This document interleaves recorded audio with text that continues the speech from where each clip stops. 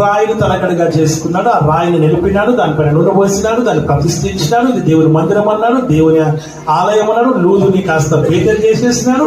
బేతలుగా చేసి తిరిగి నేను వచ్చే వరకు, నేను వెళ్తున్నటువంటి మార్గంలో దేవుడు నాకు వస్త్రములు, అన్నపానములు అన్ని కూడా ఇచ్చి నన్ను సురక్షితముగా ఉంచిన ఎడలా తిరిగి వచ్చేటప్పుడు నేను ఏం చేస్తా, యావత్తులో 10వ భాగం ఇచ్చి మందిరం కడతా అన్నాడు. ఆమేన్, హల్లెలూయా. ఇది దేవుని మందిరమే అన్నాడు. అంటే ఇప్పుడు మందిరం అన్నప్పుడు మరి కట్టాలన్నా వద్దా? ఇది దేవుని మందిరం అన్నప్పుడు ఎవరు కట్టాలి? నువ్వే కట్టాలి. హల్లెలూయా. ఇది ప్రమాణం. ఈ ప్రమాణం ఆయన 21 years మర్చిపోయారు. 7 సంవత్సరాలు అయ్యారు. తన అన్నపానముల కోసం, తన జీవితం కోసం కష్టపడ్డాడు. ఇంకో 7 సంవత్సరాలు అమ్మగారి గురించి కష్టపడ్డాడు. ఇంకో 7 సంవత్సరాలు అమ్మగారి గురించే కష్టపడ్డాడు. ఆమేన్, హల్లెలూయా, హల్లెలూయా.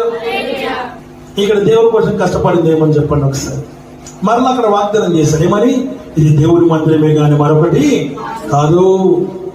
ఇది ఇది ఇది బహు భయంకరం, ఇది దేవుని గవిని అని చెప్పినాడు. అన్ని మర్చిపోయాడు.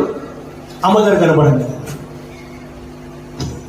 ఏమంటే చాలాసార్లు మనం కూడా, మనకు అందరూ అమ్మగారులు కనబడాల్సిన అవసరం లేదు. వాక్యం ఏం చెప్తుందంటే ఏదైనా కావచ్చు, అది వస్తువు కావచ్చు, బంగారం కావచ్చు, డబ్బు కావచ్చు, ఆస్తి కావచ్చు, అంతస్తు కావచ్చు, పేరు కావచ్చు, ప్రఖ్యాతలు కావచ్చు, ఇంకా ఏదైనా కావచ్చు. ఈ లోకంలో ఏదైనా మనకు కనబడితే దాని వైపే చూస్తాం తప్ప మన దేవుడికి మనం ఏ వాగ్దానం చేస్తున్నామో, ఏ వాగ్దానం దేవుని సొంత మనం చేస్తున్నామో, బాప్తిస్మ తొట్టిలో నువ్వు చేసిన దేవునికి చేసిన ప్రమాణం నువ్వు ఏదైతే ఉందో అది నువ్వు మర్చిపోయినావు. నీ ఆత్మీయ జీవితంలో నువ్వు అన్ని దేవుడికి ఇచ్చిన మాటలు మర్చిపోయావు.